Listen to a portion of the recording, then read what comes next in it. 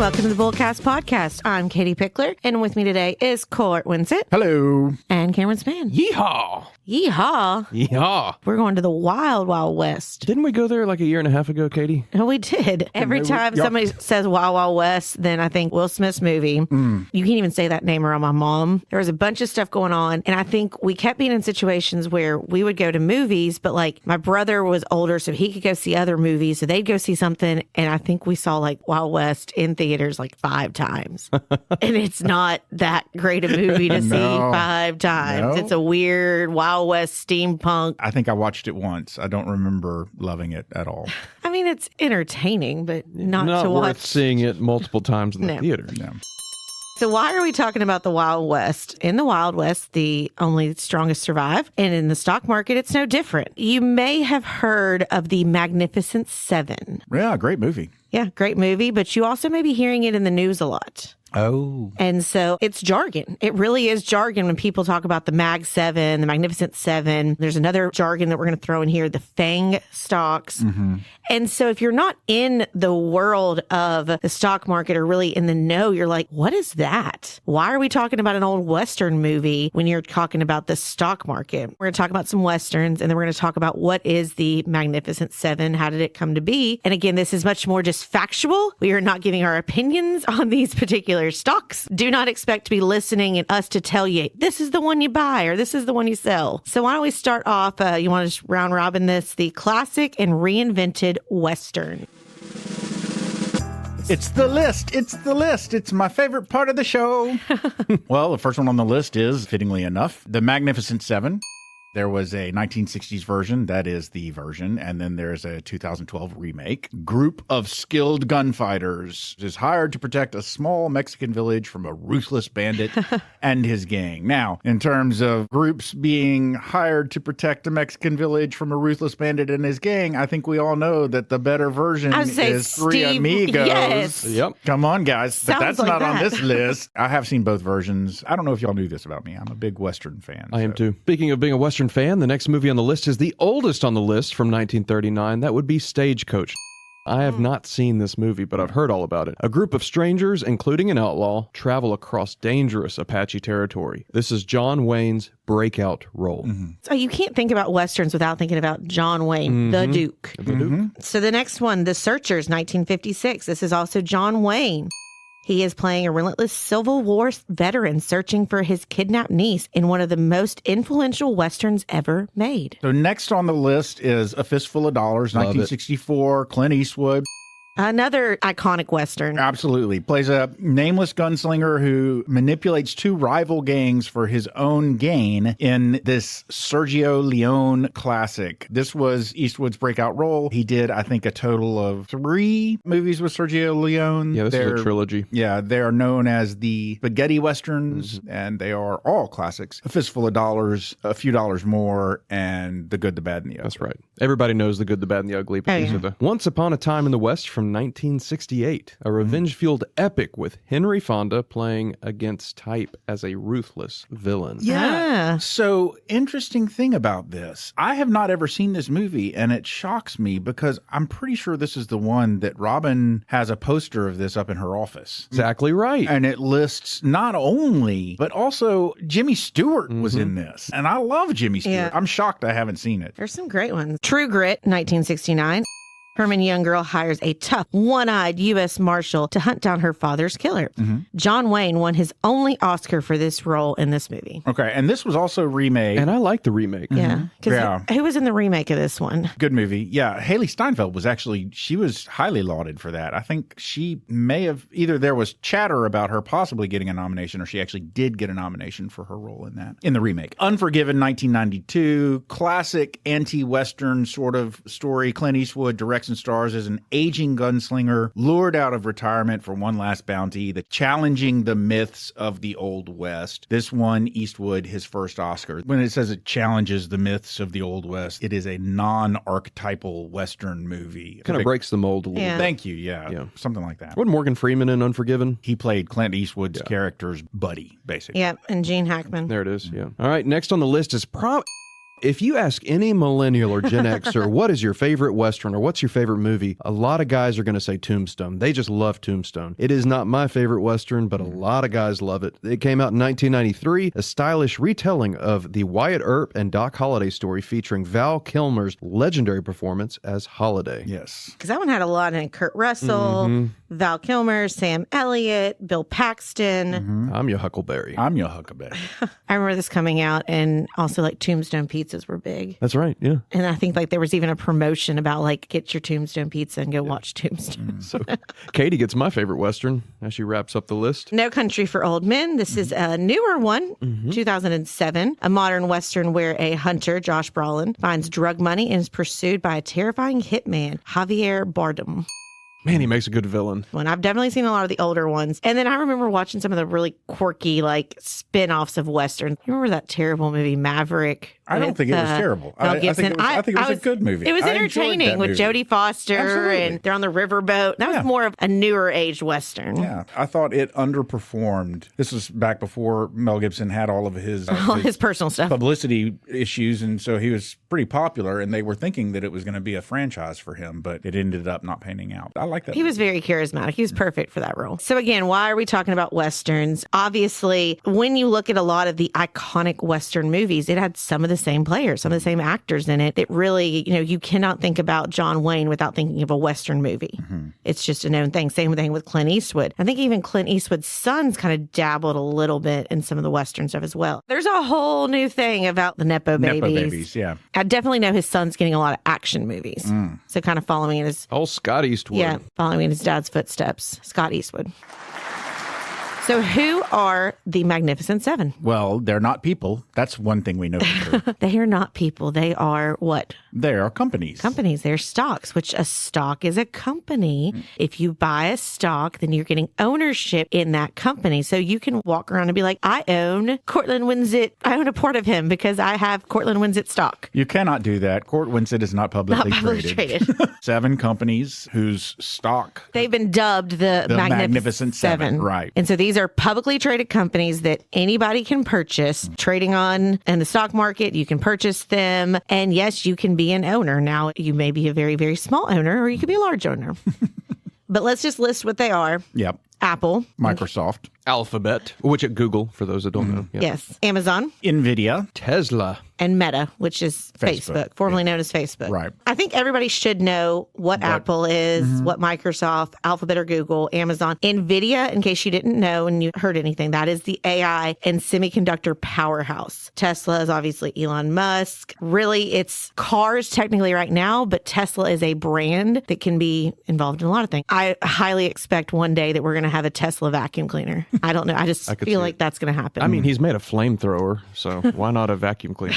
And I mean, everybody should know these companies, but if you don't, you probably know them through their CEOs. Their CEOs are almost celebrities now. And they're also getting into the political realm. Of course, Elon is running Doge for the government. But I saw Tim Cook from Apple and Mark Zuckerberg, Bezos. They were all at the White House. Yeah, the inauguration and the ball. Yeah. They want to make money too, and so they're working with the government. So why have they been nicknamed the Magnificent Seven, and why have they been grouped together? Because obviously they are 7 individual companies. They are not connected, but why has the public connected them? Can I take a guess? Yeah. They're magnificent. And is it because they are reliable? You can kind of count on them as far as investments go? At least in recent history, they are all high-performing stock. They're all influential. As you already mentioned, their CEOs, heavy influence, not just on financial markets, but also just on America in general. They're popular. I mean, yeah. to really kind of dumb it down, they're very popular. So basically, the Magnificent Seven as a movie, a reference to the 7 guys who went to save the Mexican town. So they've basically just sort of reworked this to refer to these 7 stocks that are great stocks. Now, We're not telling you to go and buy we're not these 7 stocks. advocating for the purchase of these stocks. We're just trying to explain what the term Magnificent Seven means. But it is because they have, in recent history, they've been, all 7 of them have been very high performers. They got this name because 7 high performance and influential stocks in the technology sector, borrowing from the meaning of the powerful group. We did not name them. This is why they were named this, and that is why why when you look at the media, you look at articles, you will see Mag 7 or Magnificent 7. And that is why someone has created this.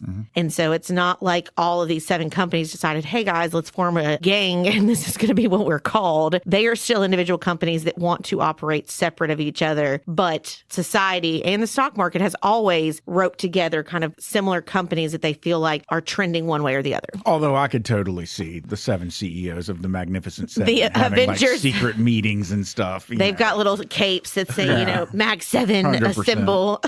So what are the factors driving the Mag 7 stock? All of these stocks are technology related, which means that they're on the cutting edge of innovation. They're developing new products all the time. Those new products drive consumer demand. You talk about NVIDIA. What made NVIDIA sort of like the high, everybody's recommending NVIDIA kind of stock there for a minute was its AI. And then, of course, when China came out and announced another competing AI company that could do all of these amazing things and do it faster or something, the first stock to take a little bit of a hit was NVIDIA. So all of these companies are developing things that just drive the market and drive consumer demand and then drive growth. It's interesting because there's new companies and there's companies that have been around for a really long time on this list. A Microsoft and Apple have been around much longer than a Tesla or an NVIDIA, and even a Meta to that point, because both of these, Alphabet, which ticker symbol is Google, and then Meta, both of them were previously named something different. Yeah. One of the things, a lot of them have been around for a long time. They have been able to adapt changing market conditions, changes in consumer behavior, technological advances. They have done this in a number of ways. Basically, they've invested in research and development, continue to invest in research and development. They are the innovator. Because it's Apple, you think about it, is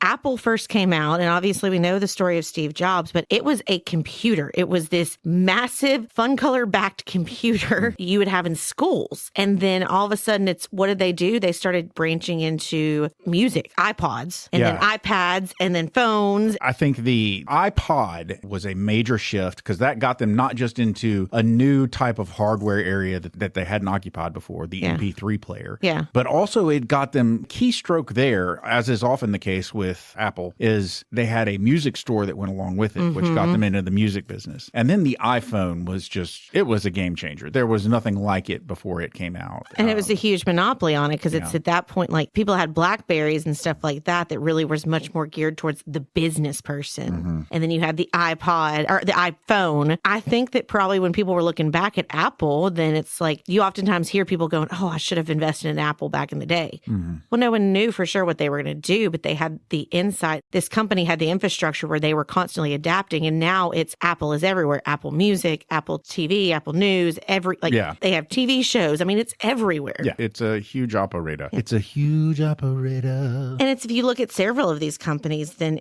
they've constantly adapted and evolved. Amazon, even starting out, it's now you can partner with Whole Foods and you've got pharmacy, and they've really, especially during COVID, they took over and they took everything. They practically took over the world. Yeah. And that's another thing that all of these companies have in common is that to a certain degree, at least, all of them look like they are trying to position themselves to just do all of the things. They want to corner the market on all of the market. Apple is doing TV, music, devices, whatever. So is Meta, has Facebook and Instagram and Threads. And then they tried to get into hardware, but didn't really make that jump. Basically, Tesla is like a computer on wheels. I mean, I kind of just made the joke off record on this, but I'll go and say it here. I made this comment about Tesla being a vacuum, but what if one day, there's a Tesla little robot and it's kind of like from the Jetsons and it's Rosie? Like you've got a nanny housekeeper that's run by Tesla. It's your friendly little Rosie. Yeah, you can pretty much get anything you want from Amazon. Drugs, music, TV, soup. I buy my soup on Amazon.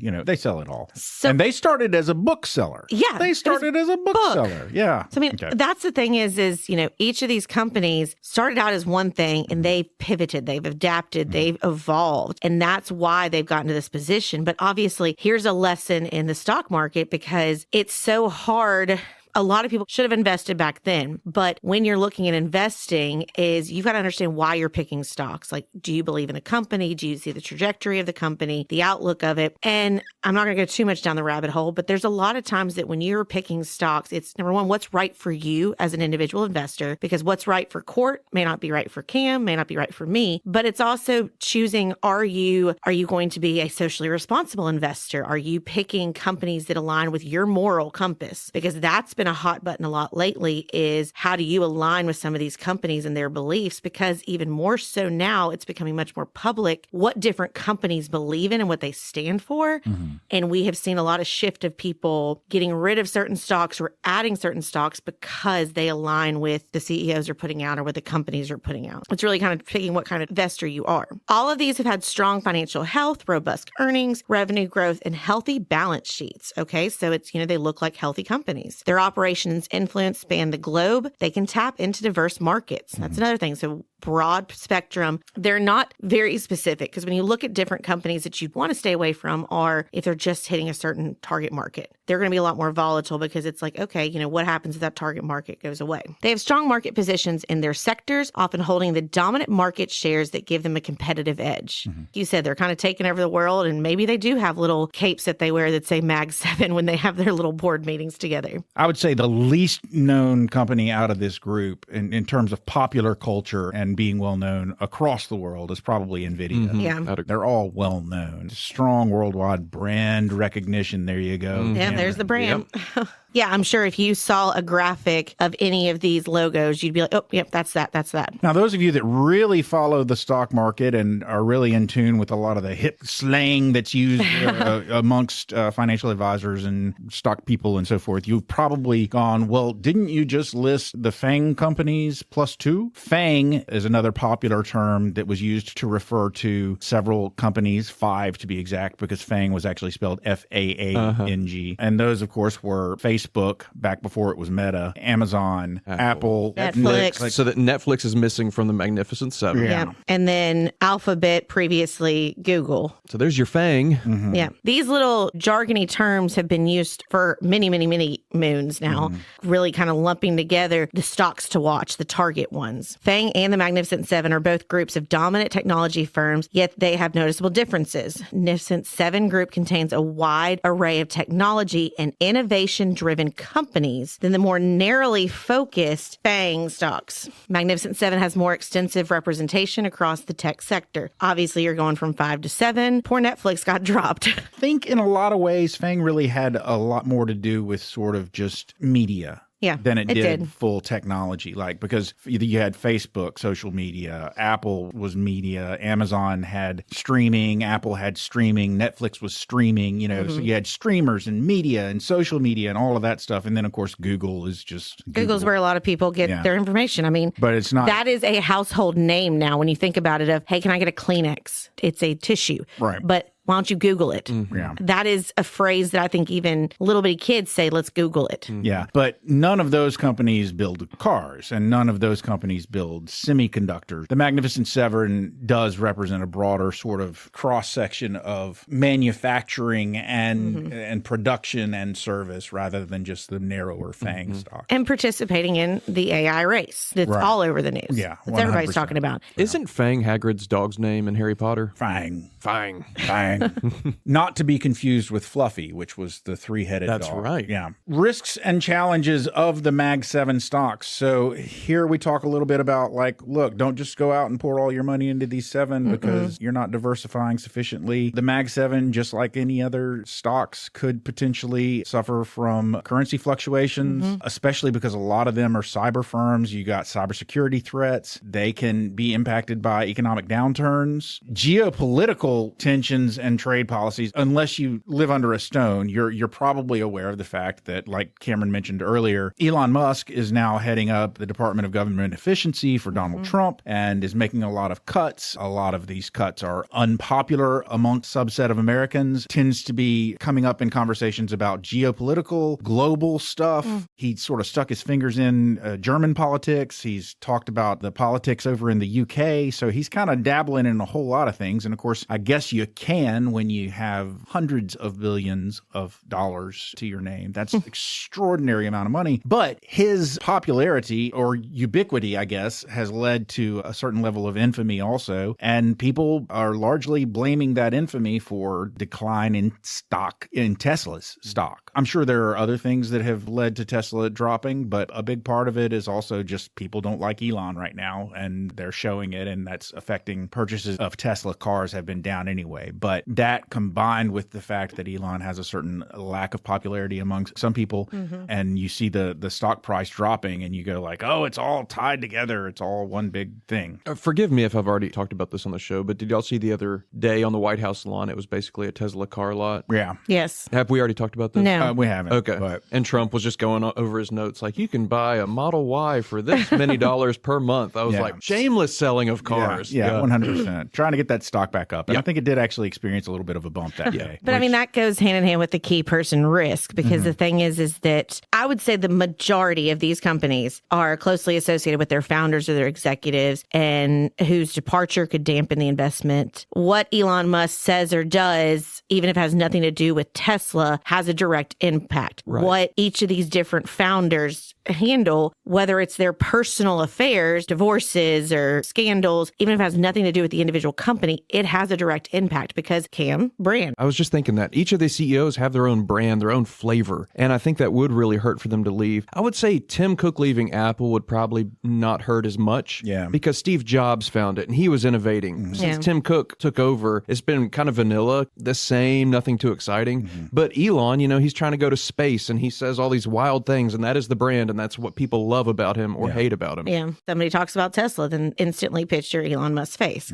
Obviously, Apple's been competing with people many, many moons now. Perfect example is the iPhone. When they first came out with the iPhone, it was revolutionary. They were the inventor of the smart touchscreen phone. There's always going to be competition. Tesla used to be the 800-pound gorilla, but there have been a lot of other EV companies that have come out since Tesla. Subaru, Ford, like all the other bigger brands are making their own EVs. Yeah. So it's not just if you want an EV, you have to get Tesla. Right. That obviously can affect stock. Regulatory and legal risks can obviously affect stock price for any of those. But right now, it seems like pulling back on regulation just generally seems to be the cause of the day. And then finally, obviously, technological disruption. As we said, a lot of these companies are considered huge companies because they themselves were disruptors. And that's not what this phrase necessarily is referring to. Technological disruption is not necessarily referring to disruptors.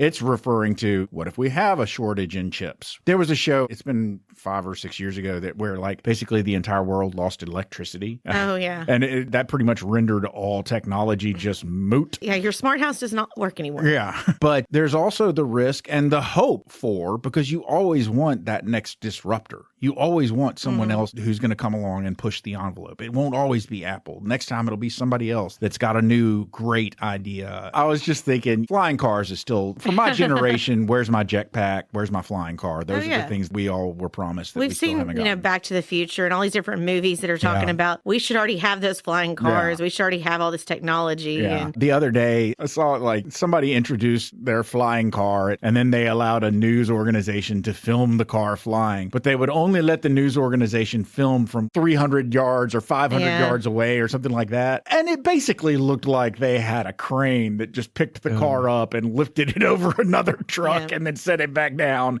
It was the saddest thing ever. I saw this last week. I'm just pulling up a picture of this company. They finally tested a flying car and it hovered over another car. I don't know how far it can travel, but we're starting to break ground, maybe another 10, 20 years. Self-driving cars, that then provides a lot of security issues of could somebody hack into it and have it self-drive somewhere else and all of a sudden your car. You wouldn't have to have repo men anymore. You just hit a button and the car comes back home. It's like, well, this is getting repo. Just come back home, car. It's okay. As we always say, let us point out that, and I think I've already said it in this episode, and so has Katie, we're not telling you to go out and put all of your money in Magnificent Seven. We just want to make you aware of what that term means if you've heard it tossed around. But strategically speaking, if you want to invest, obviously you need to make sure that your investments are diversified.